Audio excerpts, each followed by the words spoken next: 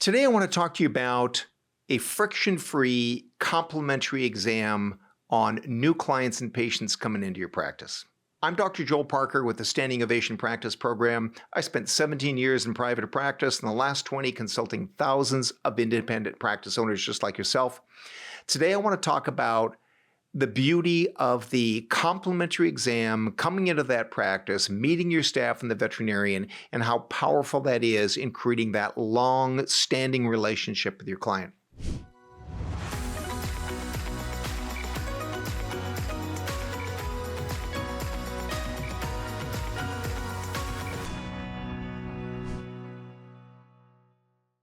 In my practice that I bought 2 years out of school, I made the jump into private practice ownership, and I bought a practice in a very, very wealthy area of town. And I had people kind of teasing me like, "Hey, Joel, like you've gone to the gold credit card or today to the platinum or the cobalt, credit card area of town. I was going into Easy Street."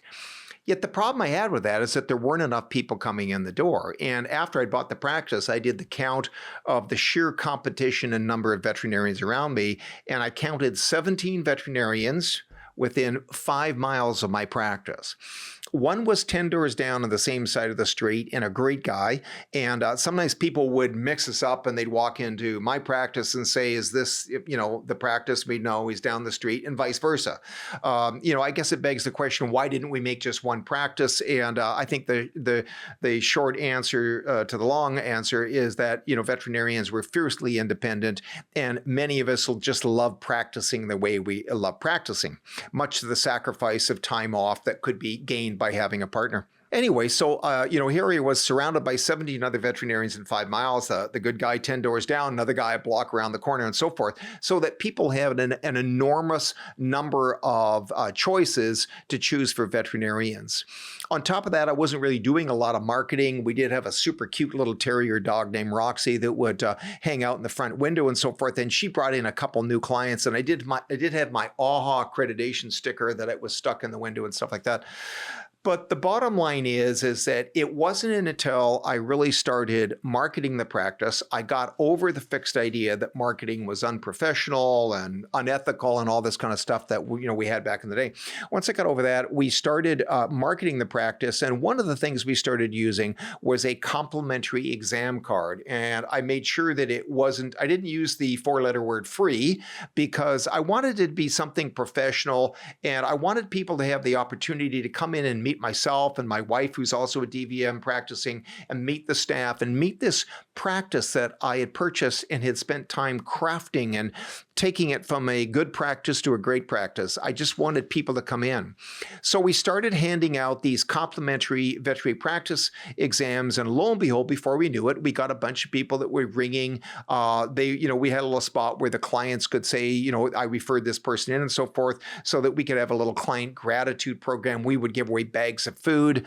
I didn't like giving them money if they referred in their friends and families. I didn't like the concept of putting, $20 on their account or something like that, because that's a little bit like going to a Thanksgiving dinner or something like that, and you get your checkbook out to write your mother-in-law a check for a great Thanksgiving dinner. It's just not, it's not what we do. Or let's say that you've got to change a tire on your car and your neighbor comes over to help you, and you want to give him a $100 bill. No, you're better off to go buy a case of beer and leave it on his doorstep if that's what he's into. You're better off to bring an apple pie to the Thanksgiving dinner if you want to gift. Same thing goes with gifting clients that are referring into your practice. So we found that the small bags of dog and cat food were perfect, because they could try a new type of food. And of course, this was the food that we happen to be selling in the practice, so many times they'd come by and pick up another bag. But back to the complimentary exam, I've had people say that, what this does is make us look as veterinarians that we have no value.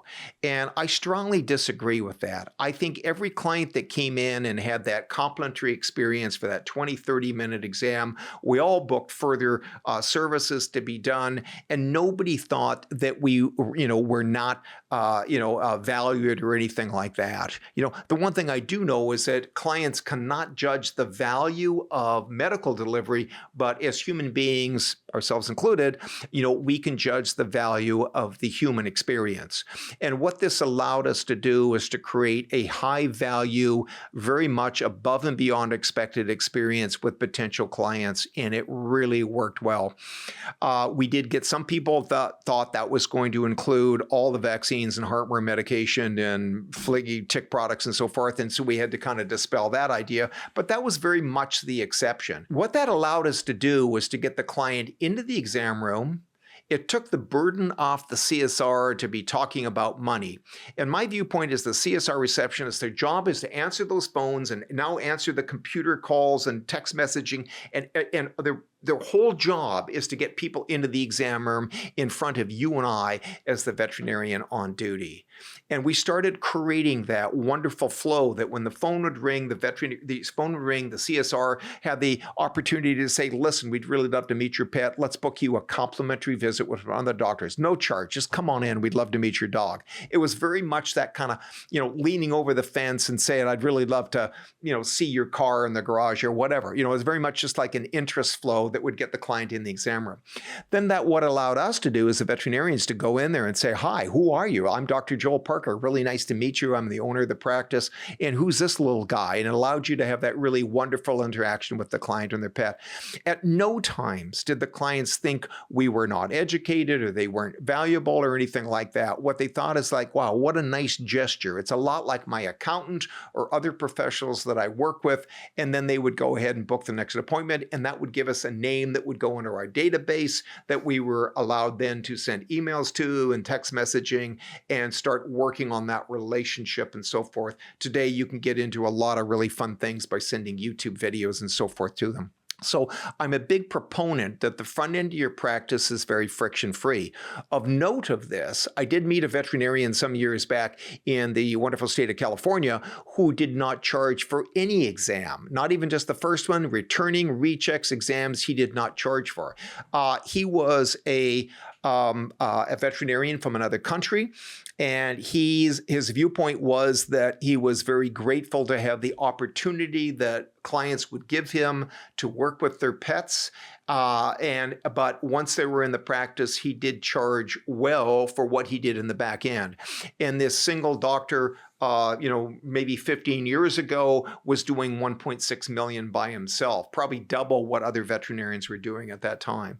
So I'm not saying that you all should do that you should not charge for anything, but I do like the idea of that complimentary first visit, just kind of meet your neighbor, kind of a meet and greet. Do we like each other? Are we going to book that next appointment? It allows me to have a new name in our database that we can start promoting to and doing some things like that.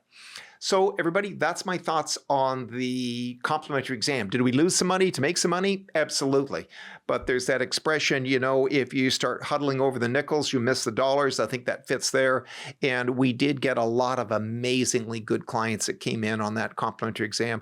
And that's still started the program. That's still my viewpoint with the Standing Ovation Practice program I've got for you as independent practice owners and new potential practice owners is that, click on the link below in the description and you can book an appointment with me for an hour and a half. We can do what's called a practice potential analysis, of which we look at your numbers and compare it to industry standards and see what the potential is. And I think importantly, look for the areas of your practice that you're doing well that we want to support, and then also look for the areas that may be dragging you down that need to be tweaked. So again, in the description down there, everybody, go ahead and click on that if you're a practice owner and book an appointment with me. Let's have a complimentary exam in my practice. Let's have a look at your practice and see if there's some stuff we can work together on. Okay, listen, thanks for watching. Make sure to click that little thumb down below of the like. Make sure you click subscribe and turn on the notifications. And please tell your friends. And importantly, if you've got a viewpoint on this or something you would like to share, please leave me a note in the discussion down below, and I'll make sure to get back to you. Thanks for watching, and I'll see you next week.